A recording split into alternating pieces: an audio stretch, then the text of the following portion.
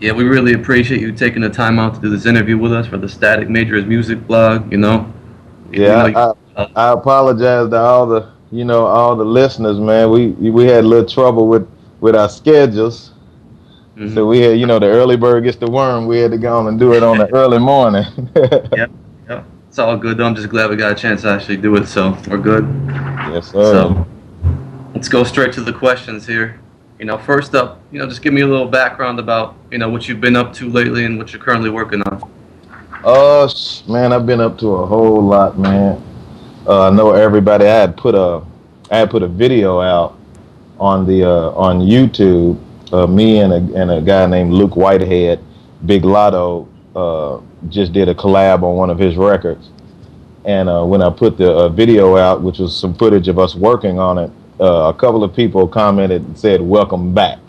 So I know people are like, people are obviously wondering, where is Smoke being? And I've just been working on a lot of stuff. I just signed a new artist, Christy XI from Cardiff, UK, and she's about to release me and her duet EP this month.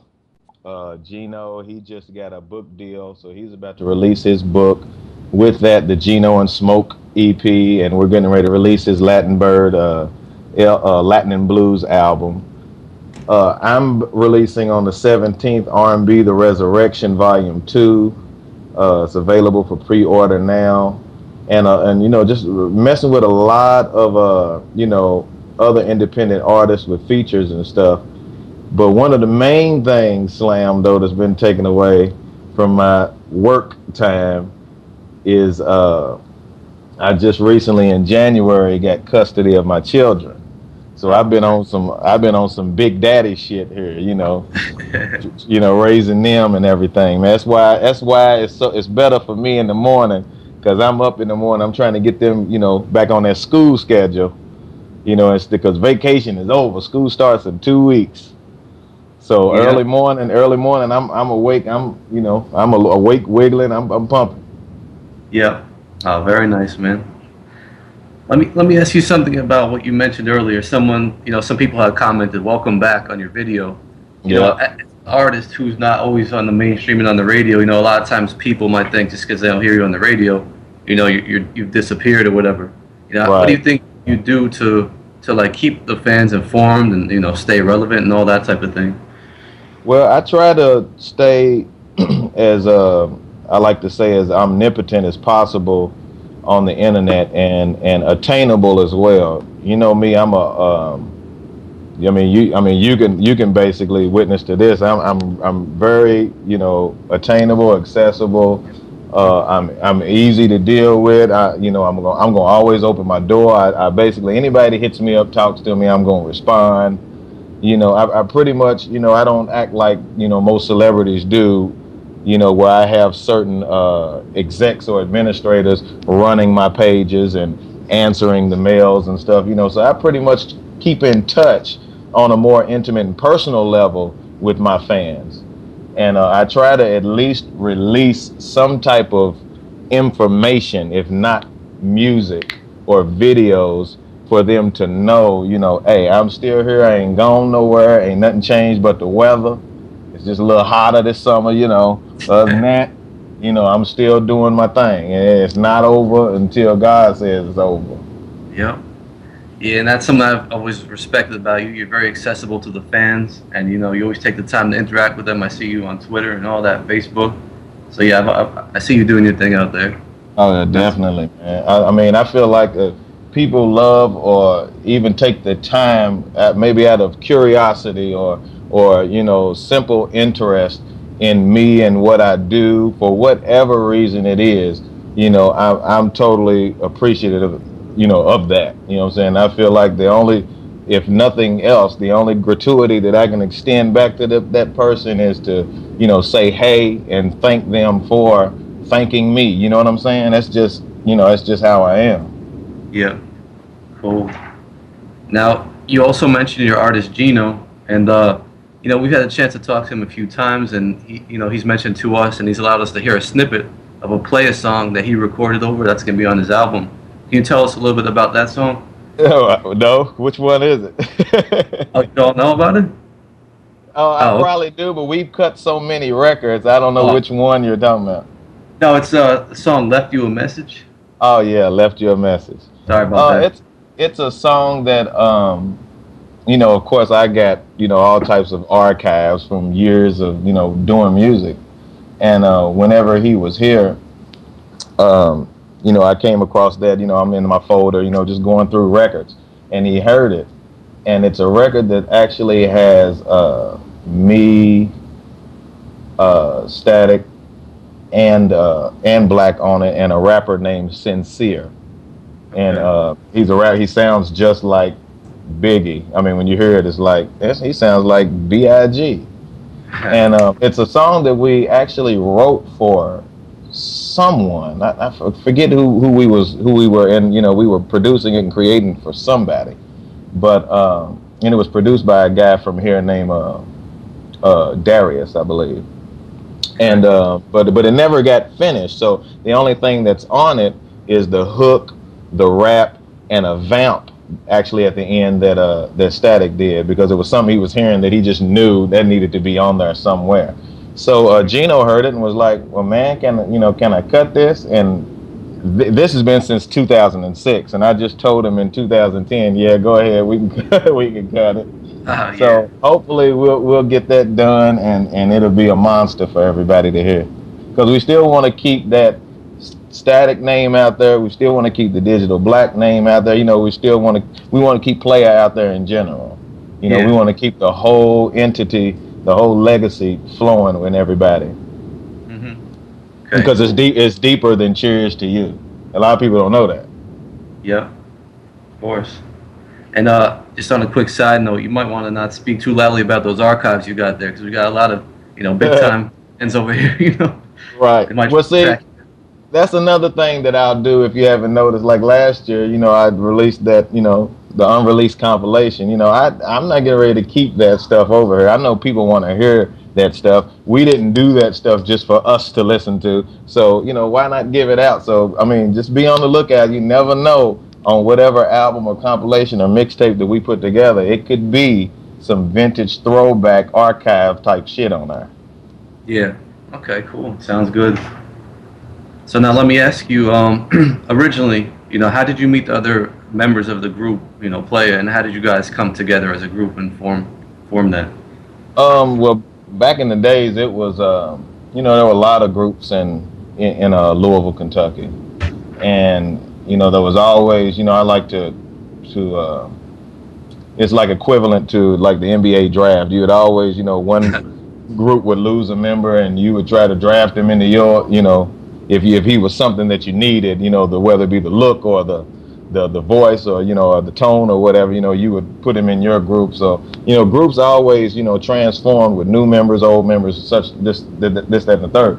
But as far as Black, there was a girl by the name of Ratasha.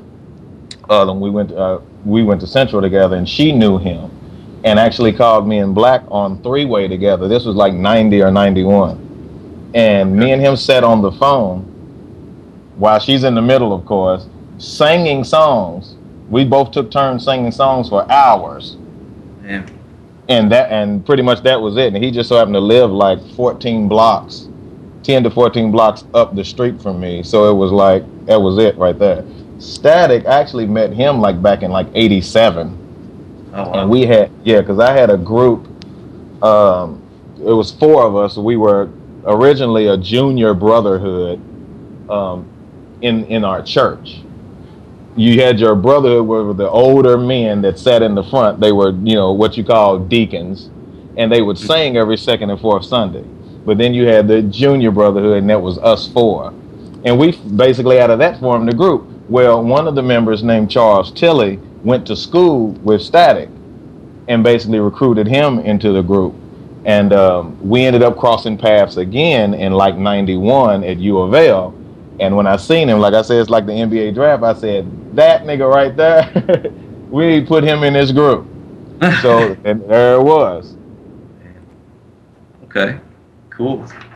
So, and then eventually you guys entered into the basement and started recording there. And we've had a chance to hear some of your guys' material from the basement era. One of them being Nothing But a Bee Party.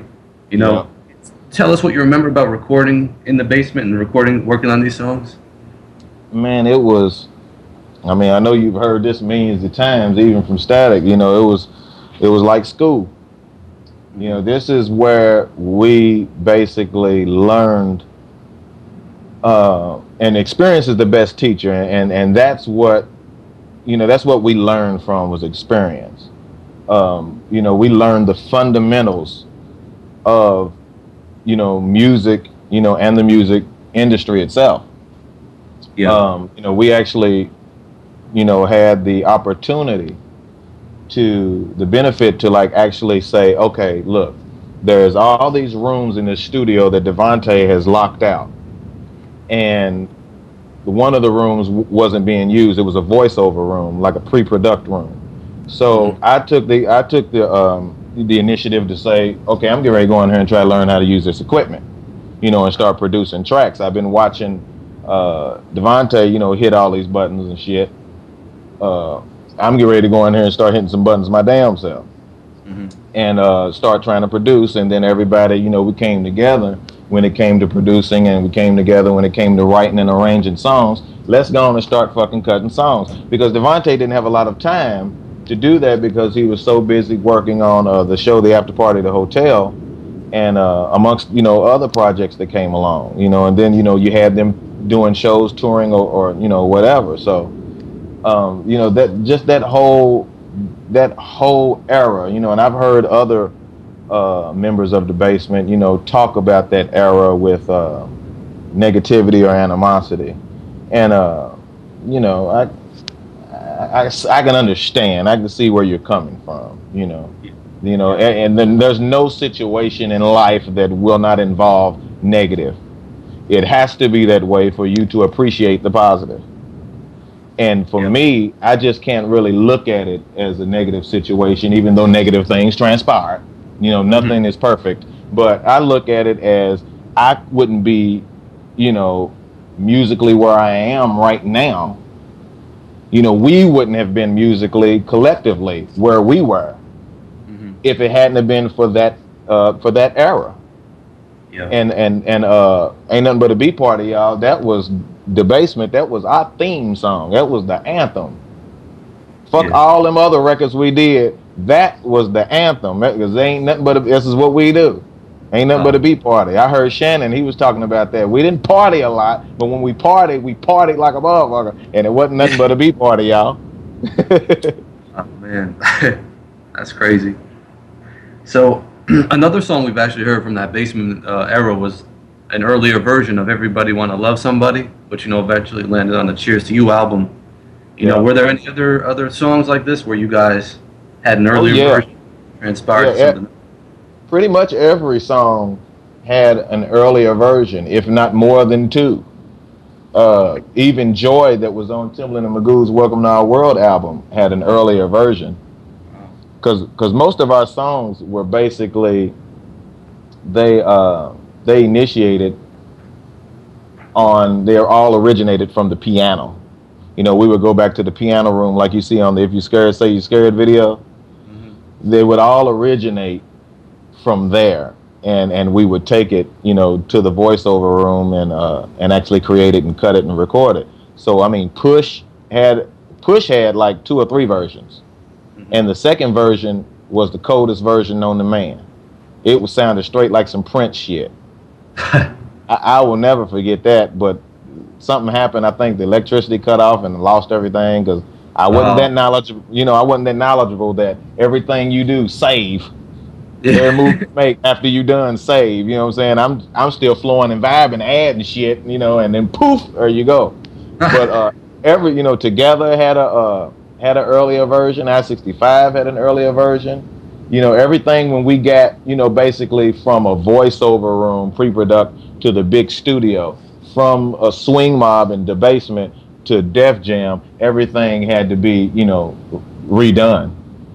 Yeah. Cool. So, can you just give us like a brief, day in the life of a day in the basement, if you could? Shit. Really depends on what day and what you know, and what was going on that day. But usually, typically, it would be, you know, you wake up,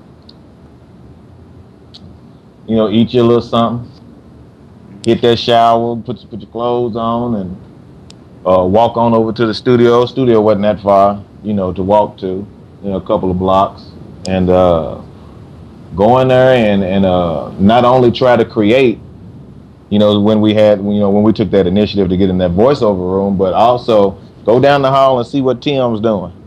You know, go upstairs and see what Devontae's doing, listen to what he's doing, or you know, go back to the piano, you know, and kind of, you know, kick it with you know, the other members of the basement, and you know, it's just all a unified mission to accomplish, you know, and become successful, you know, and not just fame and fortune, but in, you know, what we actually set out to do, which was music and good music.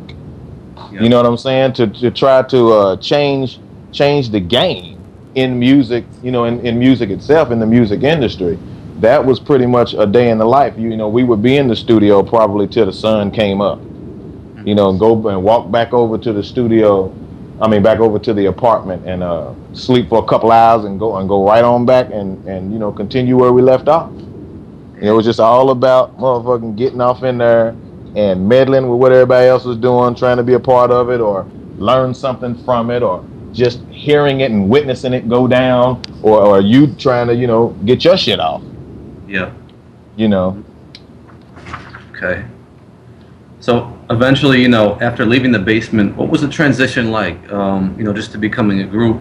You know, was that tough, or how was that? As far as leaving the basement, going to Def Jam? Yeah, you know, and starting the group there. Starting the group? You know, just recording on Def Jam outside of the basement. You know, was a tough transition. It was initially because the I think at the time he was vice president of urban music or whatnot at Def Jam, and I believe, don't quote me on that, okay. But he was at any rate, he was over our project, and he actually had a team. It was him and another guy and a girl that I can't remember their names, and if they're listening, no disrespect, I smoked a lot of weed back then, shit. Because that was a day in the life of the basement too. Okay. But they they pretty much kind of, you know, quarantined what we wanted to do.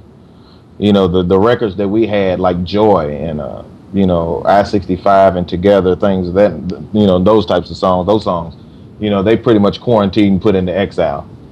And what we ended up doing with him, it was going to be a situation where we did 5 songs with him and 5 songs with Tim.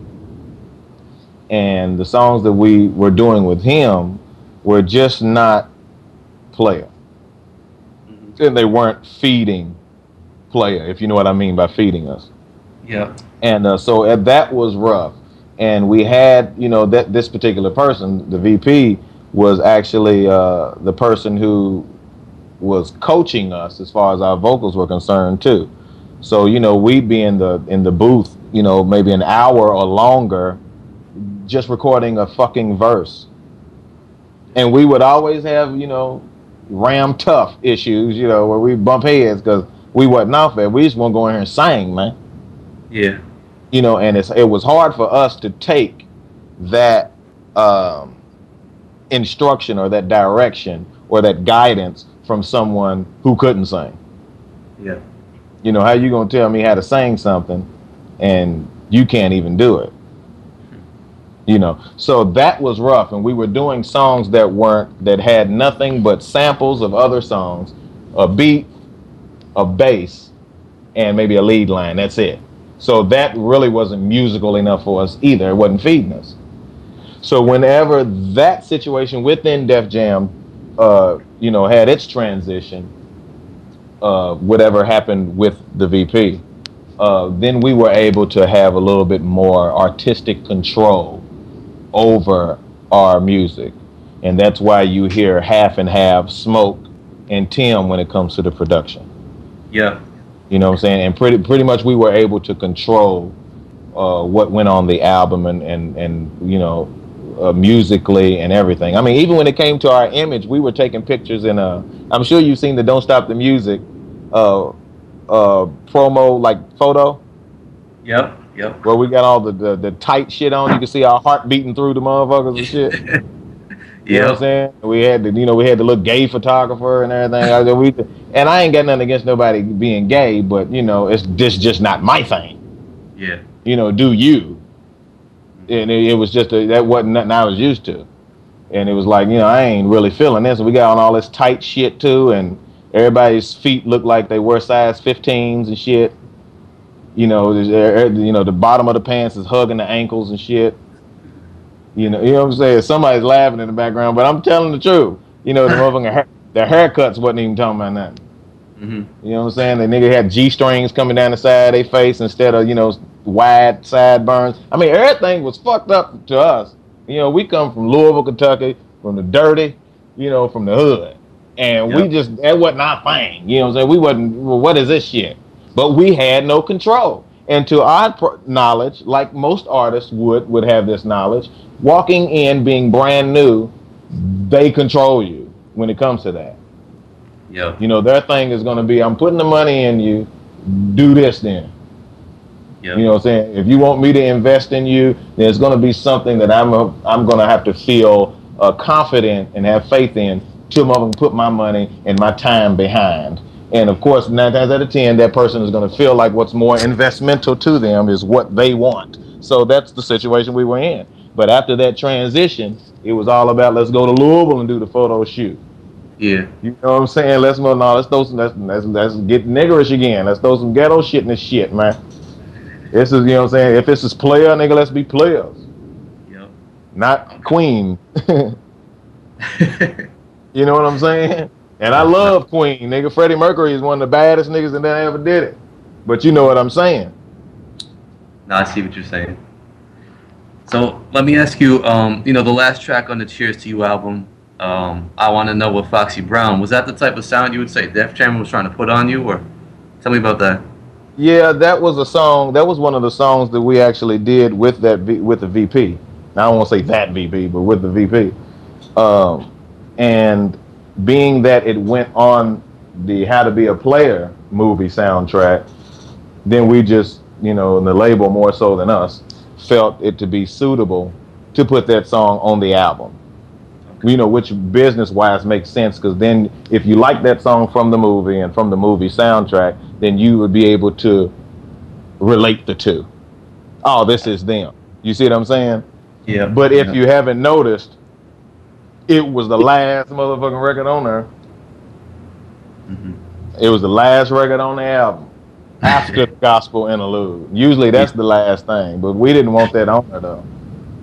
Oh, okay. So now, you also mentioned earlier about your production on the album. Of course, we're all familiar with that, and your writing on the Cheers to You album. You know, you say your production, like, how did you get into that? Was that what you mentioned earlier about how you kind of, you know, developed that on your own in the basement? Or tell me about how you got into doing that. Well, I actually started to, I actually got a keyboard. You know, anybody that's read my bio, they'll see, like, you know, I actually got a keyboard for Christmas in, like, 92, I think, or something. I can't remember when it was, but I actually got a keyboard for Christmas. And because my father, you know, used to tell me, hey, man, you know, do your own shit. You know, create your own shit, be ready, you know. I was like, okay. And he got me a keyboard for Christmas, and I just started going at it, you know, just playing the motherfucker. Because, you know, as I hear notes in my head and all those harmonies, that's how I basically taught myself how to play. I just played what I heard in my head. You know, I just found the notes, kept all the keys and the chords, you know, on a Rolodex in my mind, and just played like that, and just knew where to go. Play by ear, if you will. Yeah. You know what I'm saying? Okay. So when it came down to like producing, it was all about, like, you know, like I said, you know, getting in there, watching him, seeing what they do, how to do this, you know, ask some questions. You know, like I tell my kids, you know, don't be afraid that if you don't know some shit, don't leave that room, that schoolroom, without throw that hand up in there and ask some questions. Yeah, don't mean you stupid.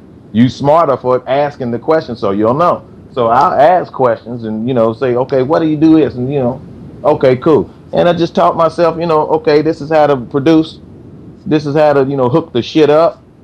This is how it needs to sound, and I just went for it. Mm-hmm. Because I knew I learned real quick just from looking at Devontae that when it comes to the business part of music, and that's the bigger word, it's deeper than just singing. Because you can sing shit all motherfucking day, but you ain't gonna get paid. Now, if you writing or producing, hell, that's publishing. Yep. So it's like, I need to go and touch this. There ain't nobody's day or nothing that anybody has, any blessing that anybody has is not promised tomorrow. I may lose my voice, who knows? Anything. Well, if I still got these hands, I can still touch this equipment and make a beat. You see what I'm saying? Yep. So let me do that. Let me at least have that to fall back on too. Mm-hmm. Okay, cool. And I'm gonna talk you to death. So get ready. We're gonna be on here for a minute. This is real. Keep this going. You're giving us a lot of good information here. We're loving this. Trust me. I want to get your opinion on something now. The Cheers to You album. It was a real good album, but unfortunately, the sales probably weren't up to what it could have been. What do you contribute, for that reason? That it didn't sell too good, or it did? Well, as much as it could have, Right. I could look at it a lot of different ways, and I try not to point any fingers because when you're dealing with, when you're dealing with a situation, and you're dealing with tons of people, it's very seldom that you can point the finger at somebody without pointing it at yourself, because you had to do with the same damn situation. But whenever I think about it not selling as much as it should have and or could have, there are two main things that I think about. One of them is the way that it was released. I don't still today think that it was very wise to release Cheers to You, the single, which at that time was like 99 cents. You could buy singles then.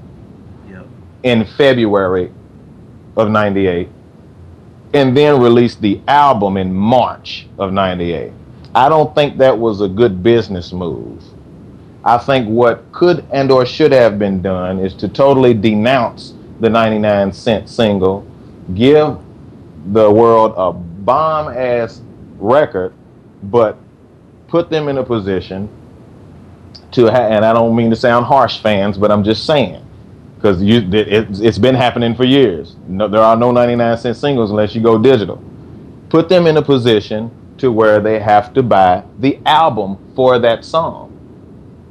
That's one of the reasons why Montel Jordan's album sold so good and went platinum off of one song, but they had to buy that album in order to get it.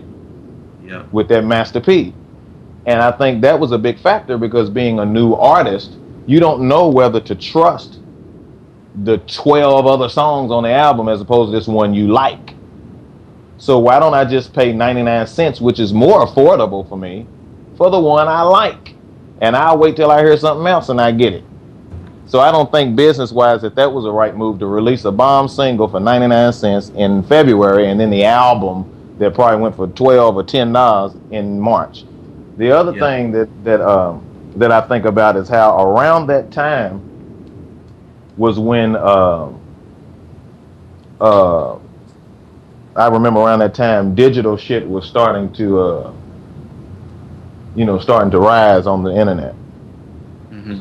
And that was taking away tons of sales from the music industry period, because you got so many places on the net now, as you can see, where you can just Google a motherfucking song and you might find it on 4share.com or anywhere, or LimeWire, Kazaa, and you can just download it for free because people just share it and give it away. Well, and don't nobody have to buy nothing no more. You know, so I think that had a lot to do with it too. Those are just the two things that I think about when I think, damn, our fan base is nowhere near equivalent to our sales.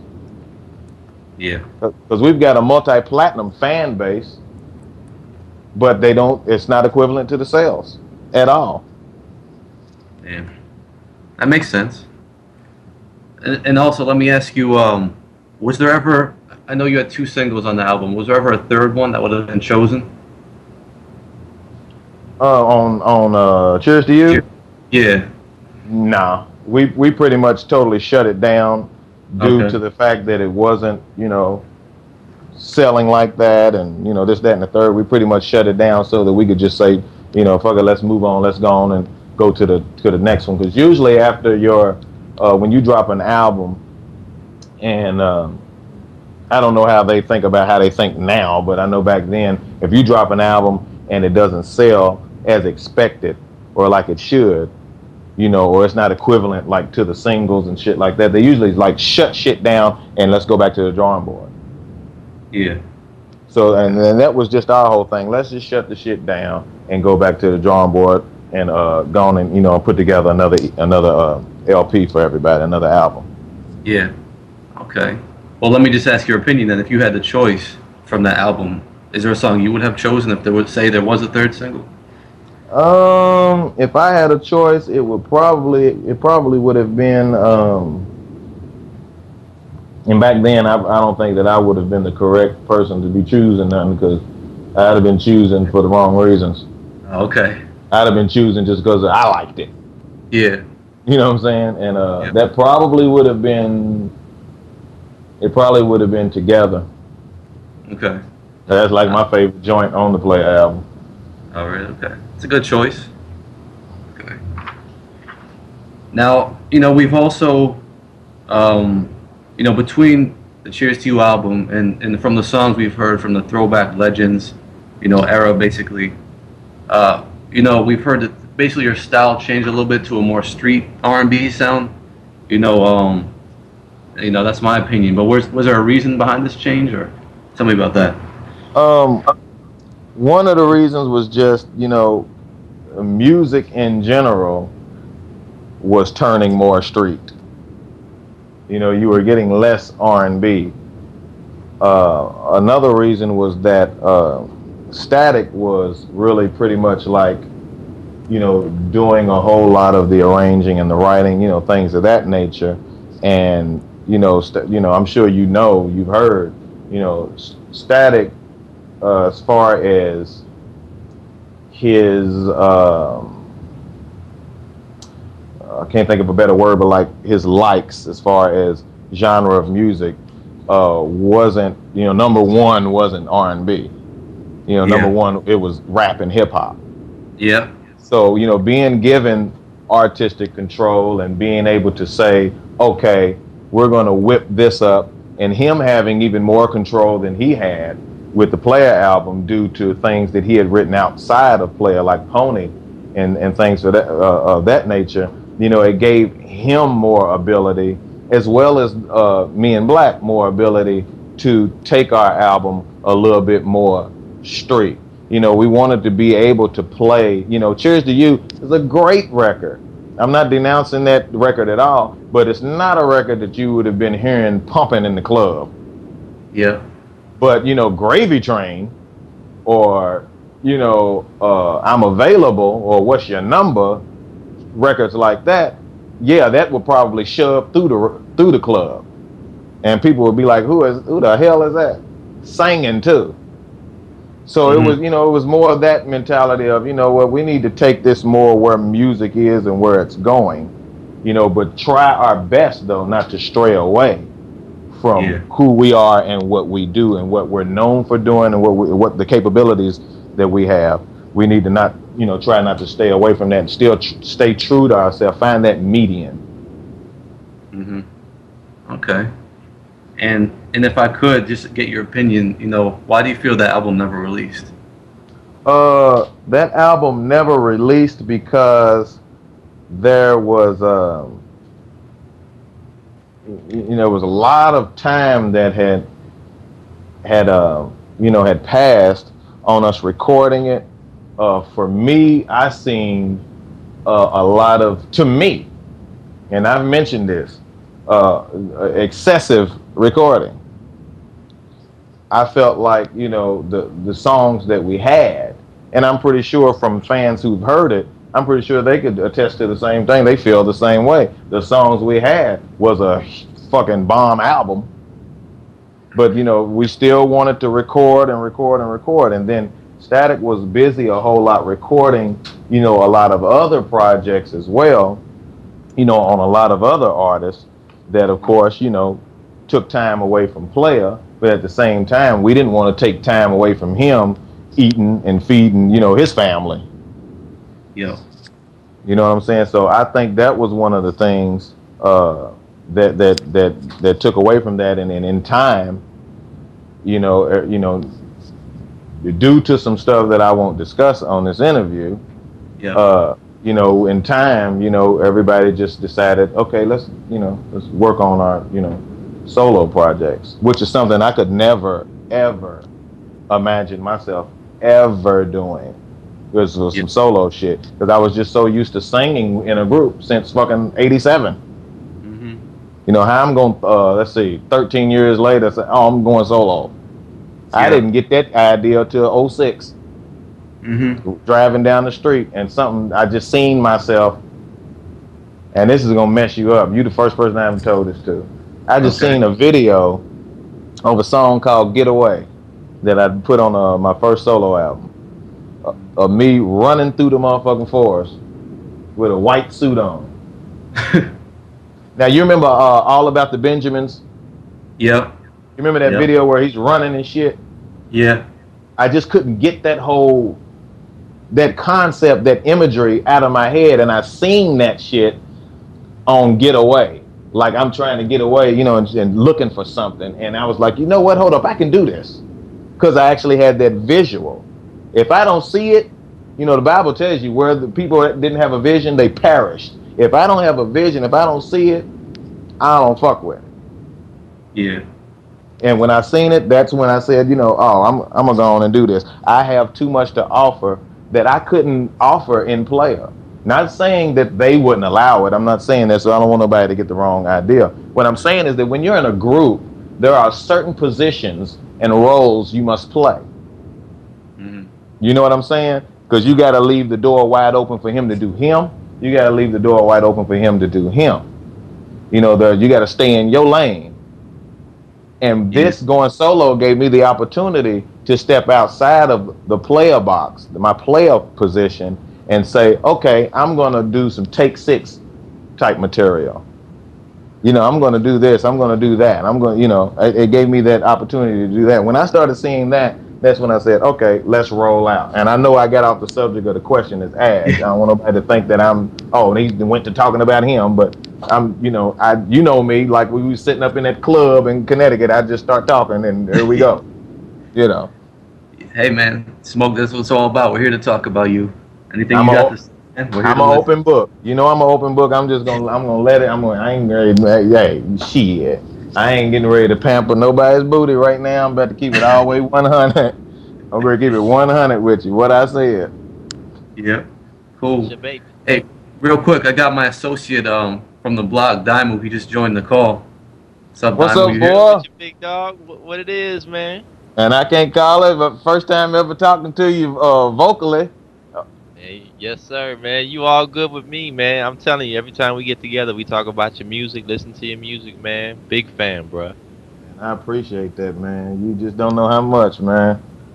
Man, just wanted to be able to jump in here real quick and ask you, with transitioning from Cheers to You to Throwback Legends, I wanted to ask you, were there any tracks that didn't make the cut that you wish would have made the cut on either album? From Cheers to You to what? To Throwback Legends. Is there any song that I wish didn't make the album? No, that you wish did make the cut, that did not make the cut. That we might not even know about. Well, when you say Throwback Legends, are you just talking about basically the shit that would have been our second album? Yes, sir. I would probably say,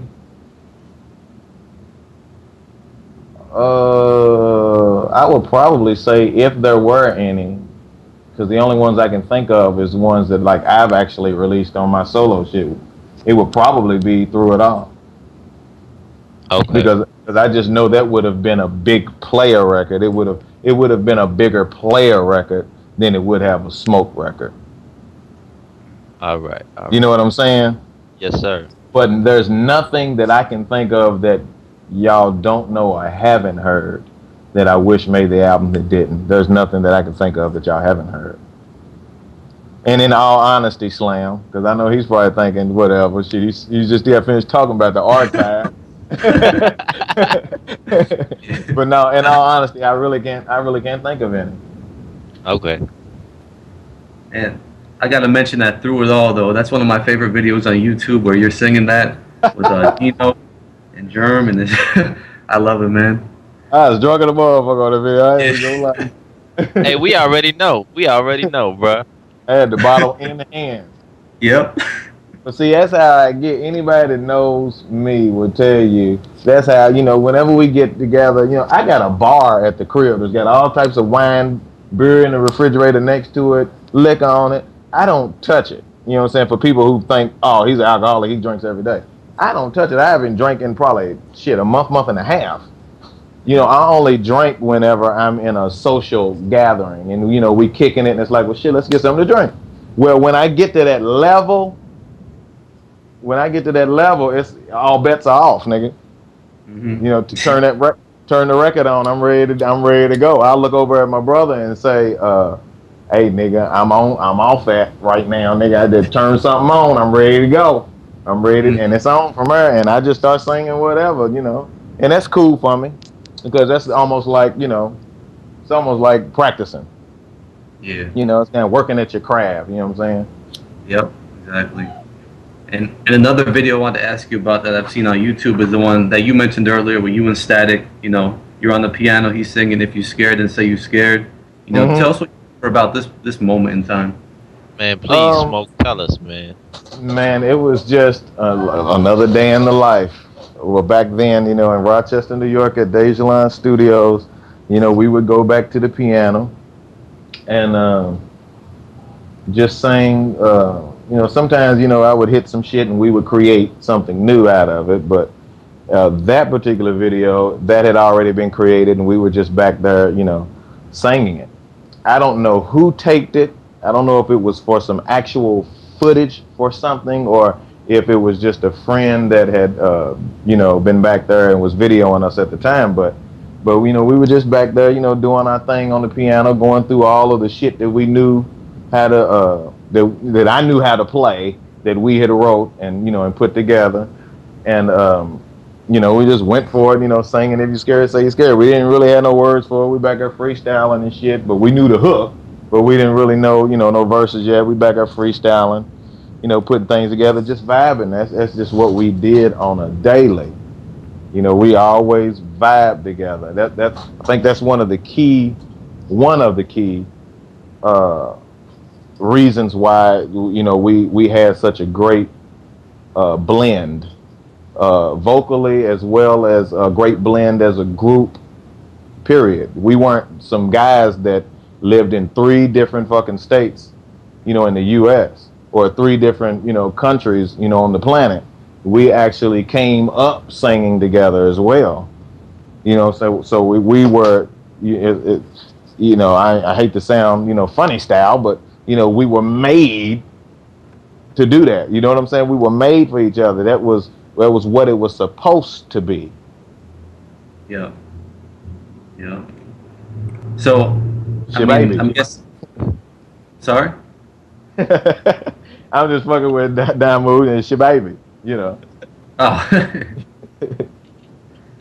So I'm guessing there was a lot more moments like this, but they just weren't captured on tape. Is that you said is correct?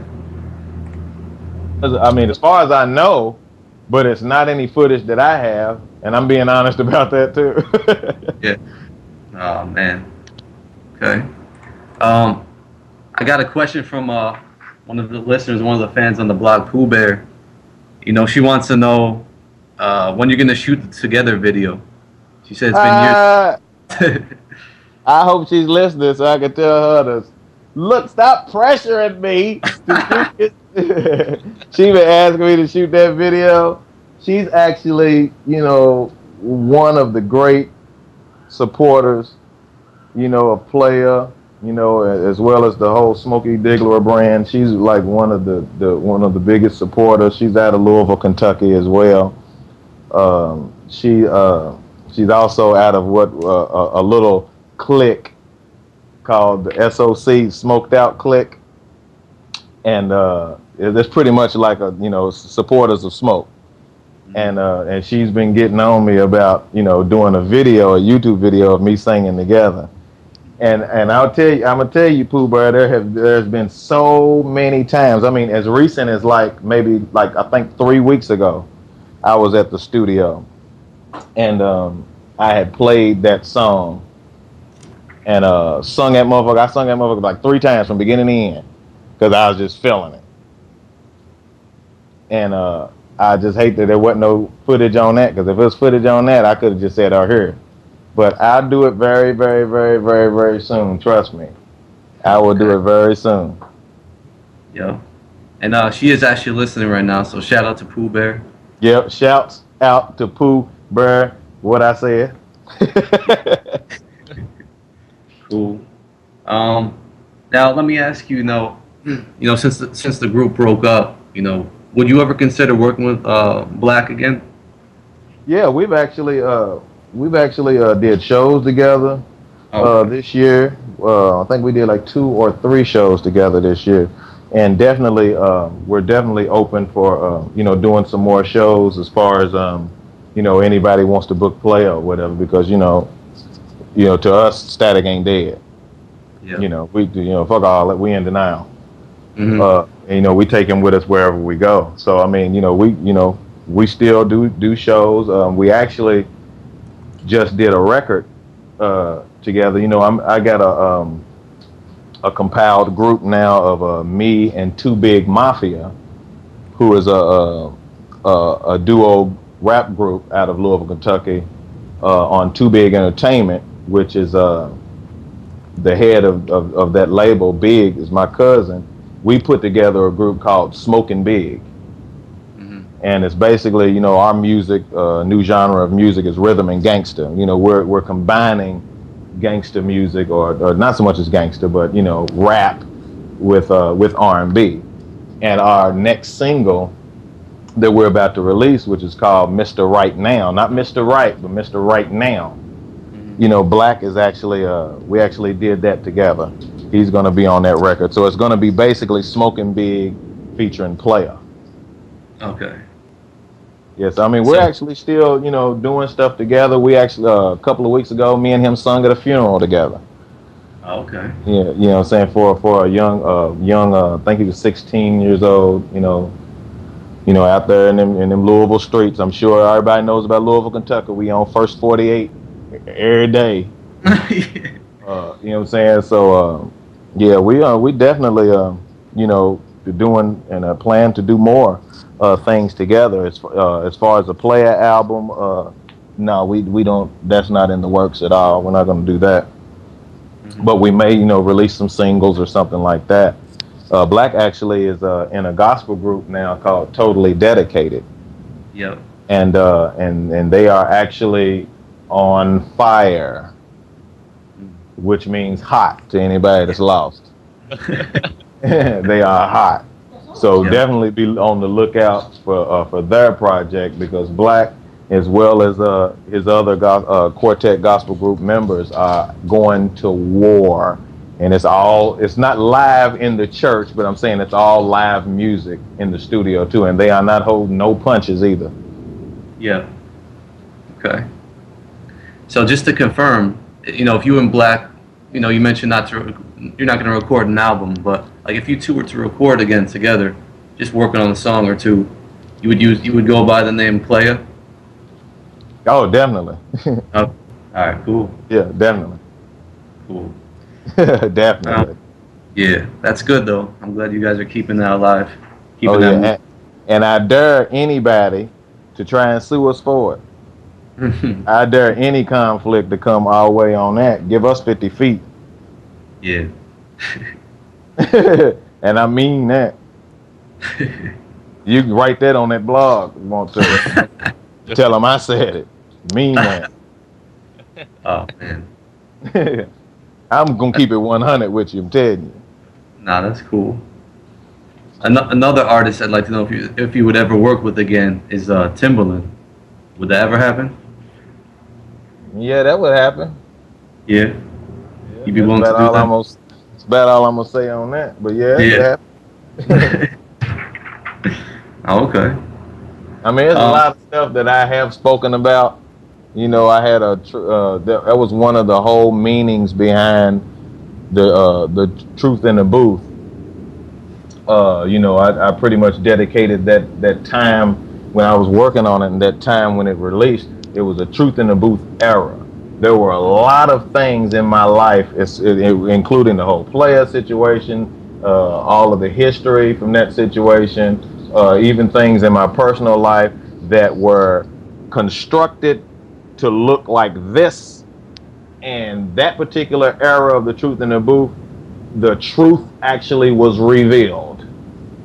Mm-hmm. And I actually let I told a whole lot of the truth in the Truth in the Booth series that Pooh Bear could actually tell you a lot about, because she heard it, she witnessed it. And it's like a 4 to 6 hour long interview about the truth from the beginning, from BC to AD. You know what I'm saying? Before and after. I'm telling you. Yeah. And you know, but it's not something that I, you know, wish to just continuously talk about, because it's, you know, I'm not a negative person, and I don't have any animosity, even if I have the right and reserve to be upset or have any animosity or hold grudges. It's just not in my nature. You know, I just love, if it came down to it, I would love a person from a distance. Mm-hmm. You know what I'm saying? Yeah. I don't hate them in their face and from a distance and talk about them and shit like that. I just love you from a distance. I still love you, but I just can't fuck with you like that. Yeah, and that's just the type of nigga I am. That's respectable. Okay, well, check this out, Big Smoke. Recently, with the album that you put out, you had that track called "Tattooed in Places You Love to Lick" with Susan Weems. Yep. Man, that track is banging, bruh. And on occasion, I talked to Susan Weems, and, you know, she was letting me know how everything went down with you guys creating that track. And with you guys being Basement members, I wanted to ask you, do you see future collaborations with the Basement members? Because I'm noticing a lot of them are getting on Facebook now. A lot of them are communicating with each other. We just did an interview with Big Shan and all that good stuff. So, you know, I would love to. I mean, my thing is, my door is open for anybody that wants to or that is willing to work with me, because I look at that as, you must appreciate and acknowledge and recognize what I have to offer to even want to work with me. So I'm gonna be down like 4 flat tires to, you know, to work with anybody. As far as, you know, specifically the Basement members, I would definitely be more inclined to work with you know, like Susan, you know, I mean Reebok, oh yeah, you know, Mr. Brindle, you know, Renee, Renee, you know, any of them. You know what I'm saying? I'm down. I'm telling you, I'm down. Let's motherfucking do it, because I'm all about, you know, we the what do you call, like, you know, what do you call that? You know, it's like we the ones, nigga, you ain't heard, you didn't hear enough of. You know what I'm saying? So yeah, I'm down with that. I'm type of nigga. I'm for the underdog anyway, though. You know, I would rather, as ignorant as it may be to most, you know, business wise, I'm for the underdog. I'd rather motherfucking work with a nigga that's crawling with me on the ground than to keep having to work with somebody that I gotta keep looking up to and he keep looking down on me. Right. Mm-hmm. You got yours. This nigga ain't got his. Let's me and you get ours. Now, if you won't help us get ours, then come on and do it out of respect and out of love, appreciation for what we do, and out of your care and concern for us being better in life and in our careers. But other than that, I don't really, my thing, I ain't really trying to coattail nobody. That's why you don't hear like no major collabs on my albums. You hear collabs from motherfuckers you ain't never heard of, but you definitely hear talent like a motherfucker though. Right, Yeah. right. Hey, Smoke, that lends perfectly to a question I just got from a listener. Shout out to Trisha. You know, she wants to know what type of an artist, you know, do you look to collaborate with when you're making music? There's two things I look for in an artist. One is way more important than the other, and that is your hunger. I would like to work with an artist that is ready to work. Yeah. You know what I'm saying? More important than catching the new Xbox that's coming out, you know, and all that old type of shit. Because I done dealt with artists that come by the studio for a minute, and you know, we going, you know, me and my old lady going to the movies tonight, and it's like, well, I can't really, you know, denounce that you and your old lady going out and shit like that. But at the same motherfucking time, I'm in this studio trying to motherfucking work. I could be out, nigga, with a lady, nigga, at the movies. Mm-hmm. So, I mean, if I'm crawling and you crawling, I expect your ass, nigga, to crawl with me. Are we on the same team? Yep. Are we going in the same direction? Because it seems like I'm going here and you taking a detour to go see a movie. That's just my mentality. Mm-hmm. You know what I'm saying? Because I done paid dues and I'm paying them again. So I'm going, you feel me? Yeah. You know what I'm saying? So I'm going to be a little bit harder on an artist when it comes to hunger. That's the most important thing. Are you ready to deal? The other thing is you got to have some damn talent. Because I done had a couple of artists that came and ain't got none. And it's like, wow. But I'm going to tell you this. Let me tell you this. I done had some artists that didn't have a lot of talent. Yeah. There is a difference. Yeah. There's a difference between none and not a lot. But they are hungry. Mm-hmm. And I'll fuck with him quicker than I'll fuck with an artist that sounds like Kim Burrell, which is one of my favorite artists, you know, present day of all time. Yeah. You know, one of the coldest artists vocally that never did it. I would fuck with somebody who didn't have a lot of talent, but was hungry quicker than I would fuck with somebody that had a lot of talent. Mm-hmm. Because, you know, with this artist, I can coach this artist and get this artist's album done probably splickety splat. Like Personal Pain and Pleasure, 29 songs. I did that in like 2.5 weeks. I can get an album done with this artist like quick because they hungry, they ready to deal. This other one got too many other shit, obligations and shit, too much shit to do. And it's like, well, shit. So that's my whole intake on artists that I would fuck with.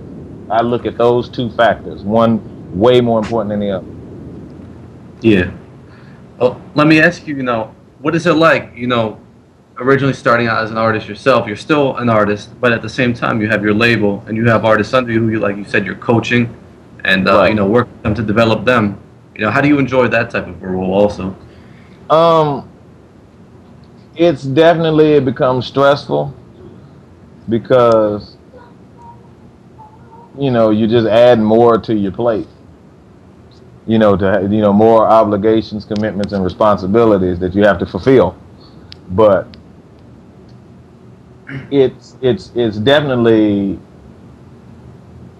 I definitely enjoy it because I'm able to put what I have to offer, which is a lot, not just on myself, but on another artist. Yeah. You know, and another thing that I have to offer that a lot of people may or may not know is like Latin music as far as Spanish lyrics and everything. And I'm, you know, that was just such a great situation, you know, in doing music with Gino, because, you know, that's what we do is Latin music. And it's like, shit, that's some shit that, you know, I'm definitely down for. I'm definitely down for that market in general, the whole Latin genre market. I think it's a plus for them because I am an artist. So as opposed to, you know, being some CEO or exec or whatever, I'm an artist. I know what an artist wants. I know what an artist needs. and I'm able to, fulfill that because hell, I'm an artist my damn self. So even anything that my artists come to me and ask me about or want to do, I totally understand where they're coming from because I am an artist. That's the plus in the whole marriage, if you will. That's the plus. But like I said, I definitely enjoy it. It's stressful, but sometimes I love the pressure, sometimes I don't. Gino, I love that dude to death. That is my home skillet from way over yonder. But what I'm saying, he knows. Sometimes his questions turn into harassment. but I love it because that's how hungry he is. He wants to do shit continuously. He wants to do everything. He wants to do this. That's how you're supposed to be. You know what I'm saying? But it just for me, being that I have the heart that I do, when I have to tell him wait, or when I have to tell him no, or when I have to tell him not yet, that puts this burden upon my heart that's like, damn, I wish I could do it now, but it's like I can't. I'm committed to finishing this. He's waiting to finish the interview for his book, the Geno and Smoke, the da da da da da. And I had to tell him just yesterday, hold up, I gotta release Resurrection Volume 2 by August 17th. I gotta release Smoking Christie EP in August. I said, just hold up, give me a couple of weeks, and then we can go full-fledged with that shit. You know what I'm saying? But I hate doing that because I know he's ready, and I want to capture his defining moment, if you will. You know what I'm saying? Yeah. Okay. Now, I got a question for you from Buddha. He's recording behind the scenes right now, but he wants to know, do you have a favorite Playa song from each era? The Basement era, the Cheers to You era, and then the second album, Throwback Legends era. You have a favorite from each? Boy, y'all some creative ass niggas, boy, these questions. Shit, fuck art class. Y'all creating like a motherfucker. Shit. But now, hey, we got you here, man. Go ahead, man. We got right. And Buddha gonna stop hiding and shit, man. Come on the mic. I'm just teasing you, man. I'm just teasing you. But my favorite song from Cheers to You era would be Together. The second LP will probably have to be it will probably have to be between Let It Go and Wrong Side of the Bed. And from the Basement era, it would probably have to be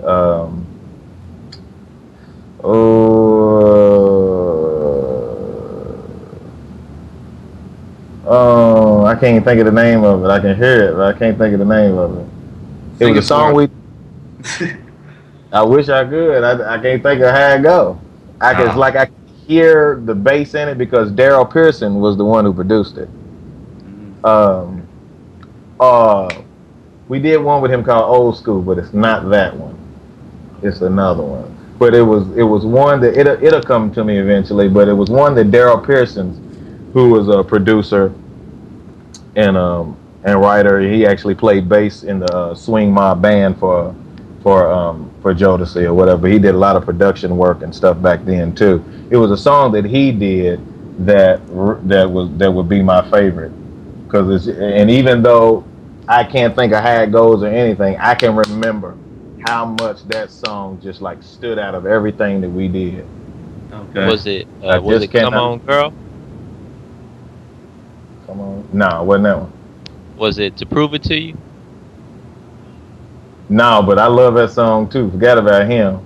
He might go on Undeniable, but keep going. Was it Ride Around? Because that track was right. No, I thought that was the first track that came to mind, but I was like, no, that ain't the one. You know which one I like to smoke is Ladies Gather Round? Yeah, that was a bad motherfucker too. Like that one. Damn, what was that song? I was hoping you'd mention it too. Diamond, do you have any other? It's like I can hear it, but I can't hear it. I mean, I know what elements was in the track. I remember the feel when you hear it. I can feel how I felt when I heard it, but I just cannot come up with what the name of it is. But I know what is it? Low Big Weed? No, not that one. That was a whole nother era. That was the Nah, Louisville era. Right.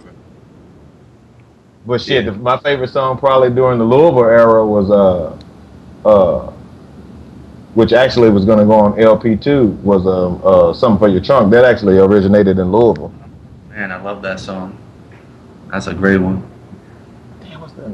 See, I'm gonna have a headache trying to think of that song. I had to go get me some Aleve. It's all good. Just get back to us with it, man. No, I will. I'll be hitting y'all up on Facebook like, here it is. This is the name of it. Shit. You know. But you just mentioned Daryl Pearson, and then earlier you mentioned Kim Burrell as being one of your favorite artists. I wanted to ask you, what producers do you enjoy working with, and what sound do you love coming from certain producers? There are a lot of producers that I love working with, man. That some you may not know. But let me see. Like you see, I've been bugging you about that Teddy Riley, boy. Yes, sir. I was gonna tell you when you got on. I'm gonna find it for you. I'm gonna find it. Appreciate it, bro. Because this got to go on Gino's album. So we're gonna go ahead and try and throw it on. I mean, I love of course, I love working with Key Beats. I mean, that's who, Rapture's who produced Tattooed in Places That You Love to Lick, featuring Susie. I mean, it's just a lot, because I mean, I have people that send me tracks, all the time, and if it's, I'm the type of person that I'll give you publishing points if you was in the studio with me when I did the shit. You know what I'm saying? I'm like, the song is 100%. I'll write it and arrange it, sing it, record it, engineer it, and mix it and master it, whatever. I'm gonna get my fit to hear it. You produce the motherfucker though. I like spreading it, spreading it around. So I mess with a lot of different producers. If the shit is hot, then hell, that's all I need. But there's a guy named Courtney Horton. He's in Atlanta now, I believe. He's originally from Rochester. Love working with him. He did Love Is Like Heaven, But It Hurts Like Hell. And he did a whole lot of the Smoking Christie EP too. He don't know it yet if he's listening, but you did. Like I said, Key Beats. A dude named Scotch in a rap group called DLK out of Philly. It's just so many, man. I just love working with all of them because they're so accessible, attainable. They're sustenance when it comes to sending me hot shit.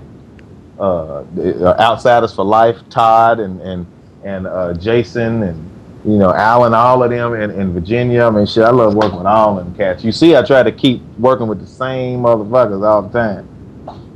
Yes, sir. Okay. Like one track that's that the blog and people on the internet been going crazy over is the production that was on that I Can Give You Flowers and Daisies. Oh yeah, it's yours. Yeah, That's it's yours. right before you started speaking. I just thought about him. I was like, damn, I didn't mention him. But that's Spark One. He's a young cat out of Louisville, and he actually, I mean, he's done a whole lot of shit. I mean, I got a lot of shit over here in this folder that I ain't even touched yet. But shit, I got a producer on my label. He's also a rapper as well, named Jay Burns.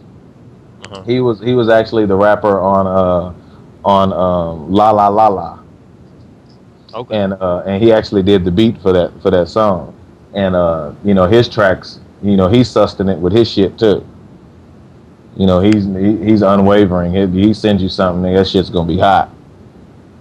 So I mean, I like working with him too. But that is yours. That Spark One. That young nigga, boy. That young nigga's cold. He be whipping up some shit, and he's actually got a heavy metal group. Oh damn. But that's how that's when you fucking with some good shit, because it's usually somebody, and he's not weird, but you know what I'm saying when I say a weird motherfucker. Right, genius. Yeah, he's on some other shit. Like a guy that plays keys on my shit sometimes. is a dude named Joel Goodwin from here. He's probably one of the baddest niggas I never heard in my life on keys, but he hates playing gospel and R&B. He'd rather do hip hop and the heavy metal shit too. That's when you know, oh yeah, this nigga's weird in the motherfucker. He's a genius. But now let me ask you this, Smoke. Now this the number one question right here. Is he better than Devontae Swing? Nah, ain't nobody better than that nigga. Yes, sir. Yes, sir. Nah, ain't nobody better than that nigga. But when it comes to producing and just having that whole ability to do this, that, and the third, nigga, and the fourth, you know, when it comes to me actually seeing him buy a guitar and play that motherfucker within, you know, in record time, you know, shit like that, that's a whole nother fucking ball game.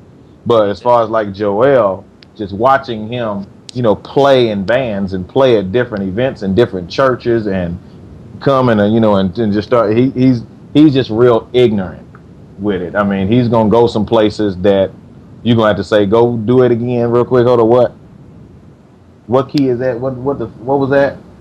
I mean, you're gonna have to do that. Not saying you don't have to do that with Devontae, but I'm just saying I'm trying to show you the difference in somebody that is just totally out there all around and somebody who just generally, you know, for the most part plays keys exceptionally.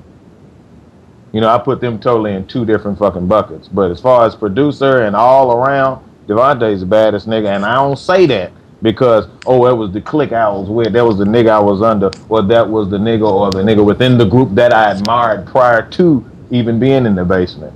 I'm saying that because it is what it is. That's the truth in the booth, too. He's the coldest nigga that never did it. I done watched him. I done seen him. He's the coldest nigga. He could go through the keyboard and the different sounds in a keyboard and play like whatever music would accompany that sound. Like if he came through something that was like some circus sound shit, he could play circus music. If he came to some strings, he would go straight Freddy Krueger on your ass. You know what I'm saying? He could just, it was just ill. And the way that nigga's hands was, and his knuckles and his fingers, how he would play, and he would hit 200 more keys at one time. It's just ill. It's some incredible shit. But I mean, y'all, people know that. All you gotta do is listen. Don't let all this bullshit playing nowadays fool you. Go back and listen to some real shit. Yep. Because what you're hearing now is bullshit. And I don't give a fuck who's listening on that either. Yeah. Smoke, you right, man. Hell yeah, I'm tired of this motherfucking bullshit. I mean, R&B has actually become, you know, a lot of people have you know, said that, had interviews about it and had, you know, inquiries about, is R&B dead? You know, and when I look at myself and what I do, you know, it would be stupid for me to say yes, but typically that's damn near the answer. There is no such thing anymore as R&B. I mean, when it comes to, you know, fuck radio and the videos. Look at the events that go on in clubs. All the way to that. All the way to concerts and venues and arenas. Ain't nothing R&B. Yeah. That's how deep it is. Clubs, as far as the DJs, ain't nothing R&B. Yeah. Even radios would be more likely to play an independent local rap record than an R&B record. And then you wonder why everybody trying to shoot each other. Because you done motherfucking totally eliminated the love in what drives people to do shit. You know, money makes the world go round, but so does music. And you're taking away the love in it. Rappers are trying to do it by going and getting R&B singers and saying all this shit. That ain't gonna cut it. Especially when you still walking around, nigga, with a bullet hole in your jaw. Am I lying or something? I mean, I need some feedback. No, we feel you, man. We totally agree with you. I'm keeping it all the way 100. I mean, R&B, where I want to do an album. Where did the motherfucking love go? I ain't gonna put motherfucking on it, but where did the love go? Because it ain't none. It just seems through the different tours that's going on. That's the only way you can get the true essence of R&B back. Like with the Monifas showing up and right. Players and the cases and all that type of stuff. You know, that's where the real R&B is coming. But as far as it being broadcasted live on your TV screen, it's not really going down. Yep, and it ain't really too many shows or tours even doing that. They're trying to do that due to the fact that so many people have this thirst and this hunger for it because they done got tired of the watered down, saturated music that's going on right now. But it's like that's not going to be enough. And we ought to know from our history, not only in music but in life, as far as culture and the U.S., the United States. You know, I'm not denouncing no other country, and I'm just saying we ought to know from our history about what changes things. And it's called a fucking movement. It's called campaigning.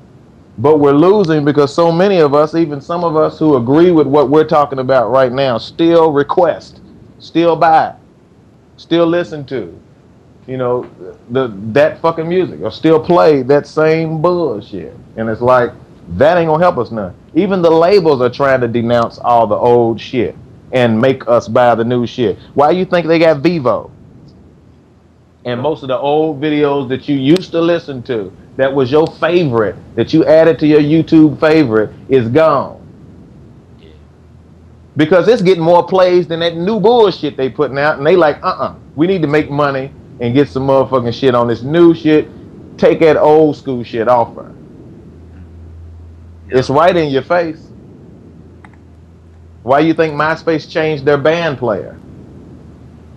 So independents couldn't embed that motherfucker like that and put it everywhere and get plays and shit. I got deleted from MySpace. My account got deleted because I was getting too many plays. Damn. Shit like that. Because I was making... Why you think Facebook, YouTube, MySpace, all these motherfuckers is cutting these deals with record labels? Because there's too many independents out here due to them shutting us out. There's too many independents out here making too much noise, more noise than their big artists. So we can't look like that because when you're a music artist, one of the biggest things in your favor is perception. So we can't look like Little Stomach Ache from over on 44th is doing better than old girl that we just released, nigga, from New York City. You know, we can't have that. I could go all day on that, but I'm gonna go on and put a period there and carry on. If I could just give you some feedback real quick, it's like something that bothers me. There's a lot of artists who came out of the 90s or whatever, and they're still doing their thing, maybe on a smaller scale, independent or whatever. And, you know, I search on Twitter a little bit to see who's talking about them. A lot of times, people are like, oh, whatever happened to such and such? Oh, such and such. Are they still around? Did they disappear? Man, that bothers me because it's like, you know, you got these real talented artists like yourself still doing their thing. It's just that people, you know, there's still a big, you know, audience for that type of thing. It's just the people, not, for whatever, if they're sheltered from it or whatever. Yep. It's just like the fan base is still out there. You know what I mean? Yep. I mean, a lot of listeners want to hear it, but it's just like if you was hungry, it's a motherfucker. If you was starving right now, Slam, and you wanted and had a taste for some steak, but I gave your ass some chicken, you gonna eat that chicken? Yep. Hell yeah. Yep. That's what it is. Yep. But so the powers that be are the ones that are fucking it all up because they won't give people really what they want. They just give them what they need, which is music. But you can look at that in reverse too, though. Yeah. Yeah. Well, I mean, I just hope that, you know, with everything that's going on, I know you keep, you know, striving and doing what you do. We hope you just keep that going. You know, never stop. Never stop.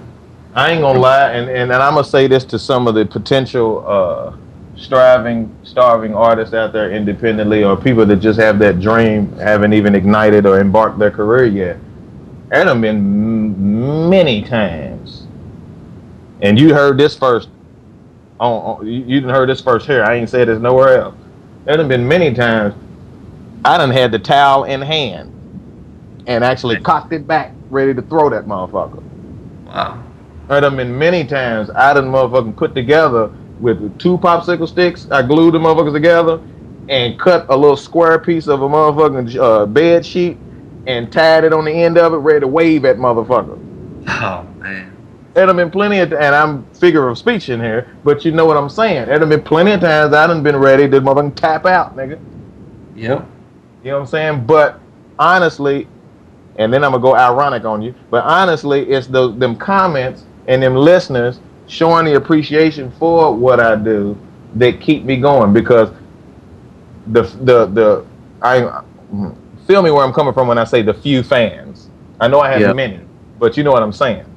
Yeah. The few fans that I do have, guess I should say the few fans I do have attainability and accessibility to, or that have attainability, accessibility to me, I do that for them. That's enough for me.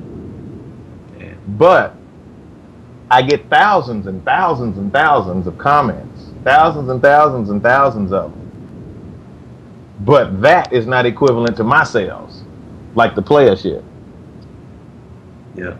And it's like I can sit here and I appreciate all the comments, but at the same time, Slam, Buddha, Damu, at the same motherfucking time, after I say thank you and I appreciate that, I still got to figure out. And don't get me wrong, I ain't motherfucking, hitting bad over here where I'm almost homeless. I'm just saying, I gotta, because I know how people can take shit when you say it. I'm still got to figure out what me and my kids gonna eat. Yeah, I feel you. You see what I'm saying? A true supporter of music, because there's a difference between a fan and a supporter. A true supporter of music will buy that shit because money keeps shit going. Yeah. Even the equipment that I'm talking to you on now, there's an electricity bill, nigga. Yeah. You feel me? Yep. Yeah. So, is it safe to say though that you've taken that towel and you've put it away and you're good going forward, or? Honestly, and you heard it first on here, I'm just gonna keep it real. I wasn't planning on putting out no more music, no other album. That's why you ain't heard from me. Oh man. The Truth in the Booth was my last album. Damn. But see, As far as the actual work and put together album, the 2 albums I released after that, those were archived. There was archived music that I had, that I just said, let me put it together and going to give them some more music. But that was it for Smoke, nigga. Oh wow. Because it's like not so much as what I was talking about as far as the comments not being equivalent to the sales, but my time and energy and money spent into what I do ain't equivalent. You know what I'm saying? It's like, nigga, if you was in a relationship with a woman for years and the only time you felt or felt like she may love you is when she told you, but she ain't ever show you, you're going to start to question some shit. Yep. You see what I'm saying? Actions speak way louder than words any day. Now, I ain't saying I don't appreciate comments, because that is what that does motivate me. But I'm just saying, you got to feel where I'm coming from. And I'm sure every artist could speak on that. They just probably won't say it. I'm going to keep it 100. What I said. No, you right, Smoke. But I want to go back to what you said, even when you did the interview for Genome, and you was expressing to the fans, the supporters, that this is something that you've been put on this earth to do. I mean, it's a conviction and a passion in your heart, regardless of the outcome. I know you're gonna always do music because you love music. There's no way that you can detach that from your body, from your mind, from anything. So, with That's you, real. I understand how you say, you felt like throwing in the towel and everything, but you can't do that, bro. As long as I'm alive, you can't do that. 'Cause that's not, I agree with Diamond. you feel me though? Because you was put on this earth. You wasn't put on this earth in 1912. You wasn't put on this earth in 1600. You wasn't put on this earth in 2085. You was put on this earth when you was put on this earth because God knew that we needed this stuff from you. So just keep on pressing, man. And even with the footage on YouTube, with you guys singing and whatever the case, if you under the influence or whatever the case, man, we enjoy what you cats be doing. And I wanted to ask you, will we be seeing more of that on YouTube? Oh, definitely. As far as the collaborations and you guys singing and just putting your heart on. For sure, for sure. 'Cause Yeah, definitely. I mean, I look forward to definitely getting off into the studio and actually, or even some of the, the shows and that I get booked for. I try to get all of that footage and throw it out there. Anytime I can record some shit, I'm like, nigga, turn it on. I'm ready to act a fool. Turn that tape on, because I'm at any rate, at any time, any day, I'm ready to act a fool. But when I said throw in the towel, I didn't mean I was just done with everything. It was just me. I was done actually putting a Smoke E. Digglera solo album out. I feel you. But the only thing that made me say, you know what, let me go on ahead and release another album was another vision. And I was like, let me go, and also people actually asking, and there was a French interview done a couple of weeks ago where people were basically anticipating Undeniable, which is the first single off of that was Wiggle. And people are anticipating that. It's like, well, shit, I got to go and do this. I got to go and put this motherfucker together. And since people are saying, welcome back, and it's like, what? I ain't went nowhere for real, though. Let me go ahead and put together this R&B The Resurrection Volume 2 so I can let you know everything's still real in the field. Keep your lips sealed. Yes, it's still all moving flowing. But I would have kept going with Genome and his music and his project. I would music through them, because different from me, they're actually starting out to an extent from the ground up. And I'm all about making their dreams come true, even if it's just, working with me is their dream or something. I'm willing to do that and to at least start them out in their, in them embarking a career of music, start them out with some type of platform. When they leave Bittersweet LLC, they're able to go somewhere else with material, with experience, lessons learned, the same way I left, the basement. That's what Bittersweet LLC is all about. But actually, in what we were talking about, as far as me not doing no more music and the reasons behind it, and all of those different types of things we talked about, that is pretty much the meaning behind Bittersweet. Just in case anybody figured, well, why did he name it that? That's why. Wow. Okay. Yeah, that makes a lot of sense now. Yep. Amongst other things that we didn't discuss, that I couldn't discuss, but Yeah. No, but I'm sure you pretty much y'all know what I'm talking about. No doubt. Yep. Hey, I got another question for you from a fan, Trisha again. She wants to know what's your goals for like the next 5 years, and what do you see yourself doing musically and all that? Honestly, more so than what do I see myself doing, is more or less what I hope to be doing. I don't really see myself doing anything.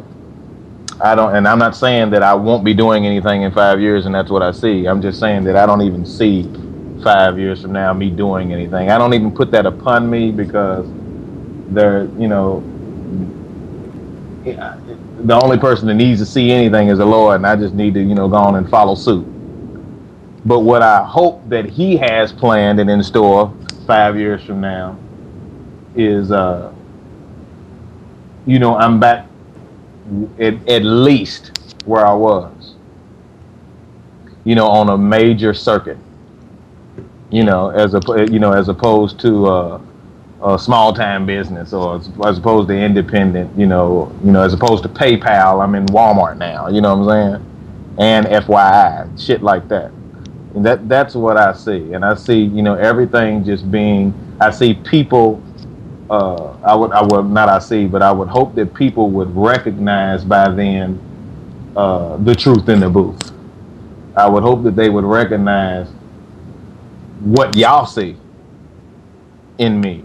I want the whole world to see that in me, and not just so much as Smoke, but that what Smoke is bringing to the table is what, in music as a whole, we have missed. and I wanted to open the doors for other artists, whether old or new, to be able to come and still do their thing and be respected and acknowledged and recognized for being true motherfuckers. That's what I want. You know, fuck changing the music, you know, to a new trend. Now, let's just bring it back real like it was. Yep. Hey man, I got my dude Devon from Soulstar Music on. He's listening in now. I know you've worked with him, and you know, and I agree when he says this. You know, for you being one of the coolest and most real artists out there. You know, and I fully agree with him on that. You know, he just wanted me to shout you out real quick. That guy right there, he's another, and I hope I said this earlier. I'll say it again. You know me, Divine. There's no disrespect whatsoever, but he is definitely another producer and writer that I like to work with, because he's like one of the only artists besides my sister that I actually have sang a song that I didn't write or arrange. You know, I may put my little flavor on it when I get to it, but you know, he's like the only one that I've actually, you know, sang a song that he wrote and that he actually produced. And as far as him, you know, personality-wise or whatever, as far as being a human being, you know, he's a real nigga. Always, you know, kept it real. He's the one who's if anybody is appreciative of me being in Connecticut, he's the reason for that show, for me being on that ticket in Connecticut. You know, he's definitely a down-to-earth motherfucking cat, and I appreciate you, Knuckle. You already know it though. That's home skillet, nigga, from Connecticut, from CT, nigga, to NC. Good stuff, man. If we could, real quick, just get is it possible you could just share with us a memory, you know, of Static? Anything that could come to mind, anything you could share with us would be amazing. Yeah, and I always get asked this question, and I try not to duplicate them, but you know, you're always going to have stronger memories than others. But one memory I have is I'm more so back then than now. I used to be a prankster, you know, and a jokester. And one thing I would always do, you know, with him and Black is scare the shit out of them. You know what I'm saying? You know, like one time we were living in Virginia, and Static, I guess he had taken a shower and shit, came out of the room, went into his bedroom, but I knew he was going back in the bathroom, probably to brush his teeth or whatever. So I went in the bathroom and got behind the shower curtain. When he came back in that bathroom, you know, I threw that shower curtain back, nigga said, "Ah!" and you know, and frightened the shit out of him. So I had did shit like that so much that he took it upon himself when we came home to buy a mask. And we went to New York, and he called me. I guess he called me from his cell phone or something, but he called my room and said, "Hey man, come upstairs real quick." So as I'm coming down the hall and I cut that corner, his ass is there waiting on me with that mask on, and I almost shit on myself. But that's one of my most memorable moments, him getting me back with that mask, and how weak he was. When I say weak, that means how he was laughing a lot. You know, how weak he was, you know, that he scared me and then finally got my ass back.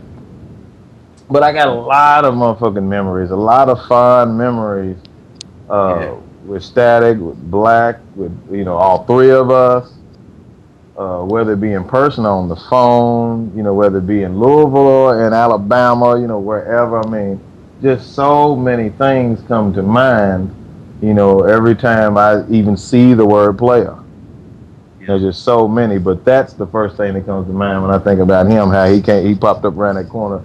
He took it upon himself to buy a mask. I mean, he put work and money and effort into scaring me back. You know what I'm saying? Yeah, you just had to motherfucking be there, but he scared the shit out of me. I know that. Yeah. Okay. Hey, I know you Smoke, man, we probably don't want had. to. Oh, go Oh, ahead. okay, no, go ahead, go ahead, go ahead. No, Damo, go ahead. I was gonna say, I know you probably had a lot of memories and a lot of that going on the whole Throwback Legend tour where you guys was clowning. We saw a few of the videos on YouTube.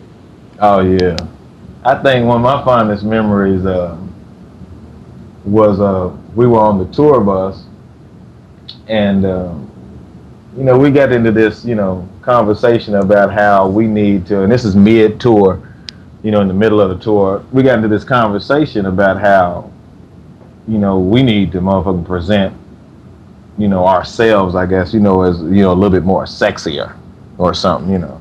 We need, you know, give the crowd a little bit more, you know, instead of just, you know, being up there and singing and doing whatever steps we got or whatever. And that was something that we really never, you know, too much did, steps. But, you know, we need to give them something a little bit more sexy, or give the women something a little bit more to, you know, to reel them in, if you will. And the conversation then merged into somebody taking their shirt off on stage. Nobody wanted to do that. You know what I'm saying? Everybody had some type of excuse or reason of why they wasn't, or they shouldn't have been the ones to take their shirt off. So I said, fuck it, nigga, I'll take my motherfucking shirt off. I don't care. Now me, especially back then, shit, I might as well have a motherfucking tattoo of a motherfucking canary on my motherfucking chest, nigga.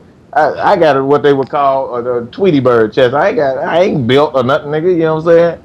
But I'm the type of nigga to where I'm like, you gotta take me as I am. I ain't getting ready to go to no motherfucking, you know, gym and work out and get all buff and shit. Fuck all that.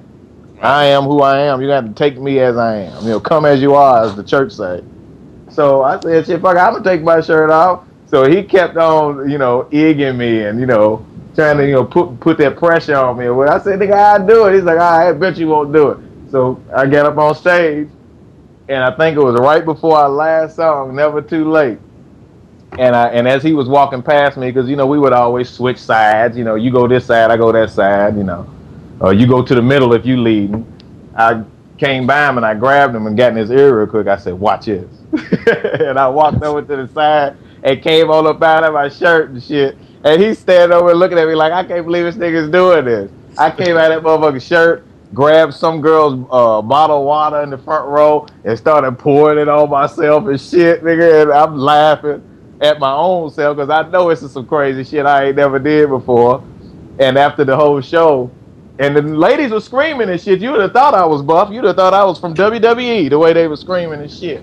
And we got on the bus, and they kept giving me dap and shit like, yeah, niggas, what I'm talking about. You need to do it. You need to do it and shit. You know what I'm saying? You need to do it, man. So after that, every fucking tour date we did, I went on ahead and took my motherfucking shirt off. Even in Louisville, we was down by the waterfront, and it was probably about 50 degrees. I had my shirt off, nigga, pouring water and shit. Icicles hanging from my nipples and shit. You know what I'm saying? But, you know, fuck it. It seemed to work. Yeah. But that's one of my fondest memories, because that was like something, nigga, that I was totally against and would never do. But it fucking worked. And Static was definitely like egging me to do it. Like, nigga, what up, nigga, what up? You know, because that's how brothers do. You know what I'm saying? What up, nigga? You ain't gonna do it, nigga. Be like, all right, nigga. Bet. Play a bet of $1. Bet I do it. Buy me a drink too, nigga, when I do it. But yeah, it was a lot. That whole Throwback Legend tour was a lot of fun, boy. Yep. Because that was just us. We had the tour, the Ladies' Night Out with Drew Hill. We toured with them for months. You know, we had the BET tour with Jodeci, Mary J. Blige, Tretch, Dina Howard, Naughty by Nature rather, Dina Howard, and you know Jodeci, all this. You know, the whole fucking Bad Boy.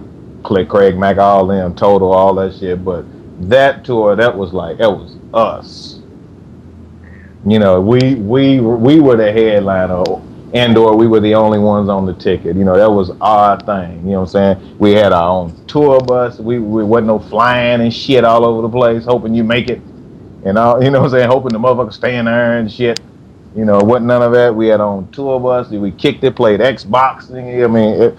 I'm telling you, so many motherfucking memories. If I was to sit there and tell you every last one of them, we'd be talking until I still be talking, we be counting down to New Year's. For real. Man. Hey, Smoke, who just said she has footage of you on tour with your shirt off. She wanted me to tell you. She said what? She's got footage of you on tour with your shirt up on stage. Tell her she better not have no motherfucking footage of that shit. Tell her to keep. I didn't even. At least I could have had a chain. You know when you're skinny, you take your shirt off, you got a chain on or something with a nice old little pendant or something. You know, it might look okay. I didn't have no chain on. You know, I didn't have I probably had about 1 or 2 tattoos. That was it. Shit. You know, I was looking bare as a moon baby's ass. You know what I'm saying? You know, I got the little. I ain't a hairy guy, so you know, I got the little taco meat between my chest and shit. You know. Right. Yeah, I don't want to see that shit. Yeah. Don't nobody want to see that shit, fool. Don't you put that shit out there. I'm going straight to the government on that. You do that, we going to court on that. Who just said she has a pic of you with the bright sunshine chest? Yeah, I told you, I ain't no tan or nothing. No, I was a shit. You probably darker than me, Slam. For real. I think I'm lying. Especially on the chest, because I don't be taking my shirt off. I ain't the type of nigga that's, I want to go to the beach. Or I'm going to sit out and get a tan. I ain't my thing. Buddha disagrees. Damn. Hey, Smoke, man, I don't want to take up too much more of your time, so we're just gonna wrap this up real quick. You know, we really appreciate you coming on here, man. This was one of the best interviews we ever did, if not the best, and we really appreciate your time with this. Man, I appreciate y'all having me and working with my busy schedule. Yep. I really appreciate that, man. This was a lot of motherfucking fun. But let me say, yeah, of course I can, Damu. Let me say this, and I hate to sound like he's got to plug his shit, but I mean I wouldn't be a true artist or a member manager of a label if I didn't. The R&B The Resurrection Volume 2 is available August 17th, 2010. But you can pre-order your copy now on pre-order, one word pre-order, .smokedigglera.com right now. And I'm trying to come up with some reason per se for you to do that.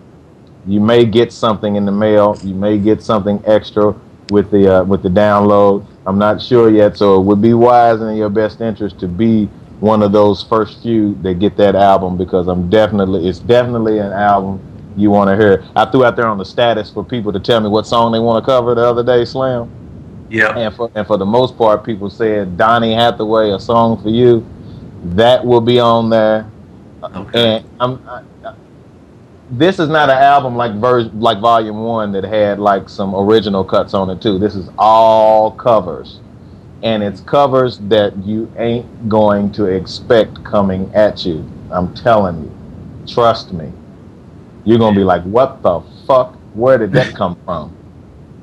It's R&B, but you ain't going to expect it. I don't want, when I say R&B, for you to keep thinking about, you know, Joe and, you know, and Case and shit like that. No, I went straight somewhere else. Damn. Trust me when I tell you. I ain't trying to sell this motherfucker. I'm just telling you what I know. This motherfucker's over somewhere. It ain't here. It's over. Yeah. You know what I'm saying? Cool. And you got the Genome project coming out. Yep. When can we find that? We don't have a date, a release date for that yet, but we're definitely trying to get that out in 2010. You know, maybe it'll be fourth what do you call it? Not fourth quarter of the year. And the Smoke and Christie EP. And trust me, this girl. And I ain't racist or nothing, but you know what I mean when I say this white girl can sing. Yep. Trust me. Yep. This motherfucking chick be singing. And this is her introduction to the world before her album drops. But the Smoking Christie EP, which is me and her, comes out in August as well. We don't have a release date, but it will be out definitely in August. You can all the updates you can get on SmokeDigglera.com, GenoLatinberg.com, or OfficialChristie.com. And we are attainable We holler at our peoples. We everywhere. I basically instilled in them to do as you see me do, please, because people respect that. You know what I'm saying? Yep.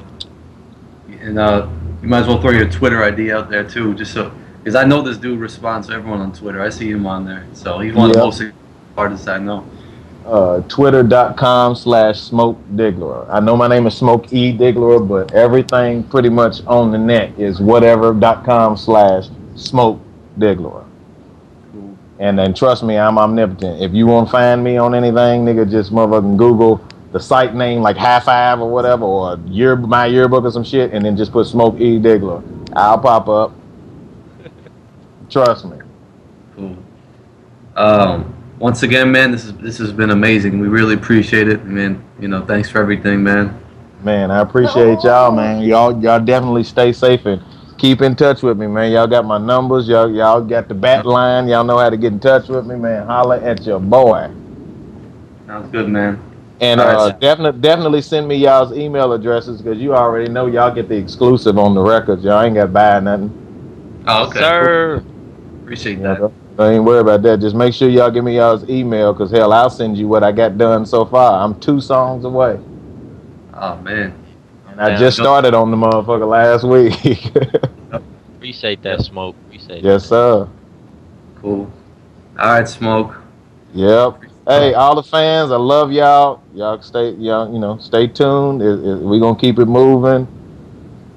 Let's do it. Support true music, true R. I didn't say support R&B. I said support true R&B. Exactly. Yep. And y'all be safe, man. All right, Smoke. Okay, now. Take care. All right, peace. Okay, so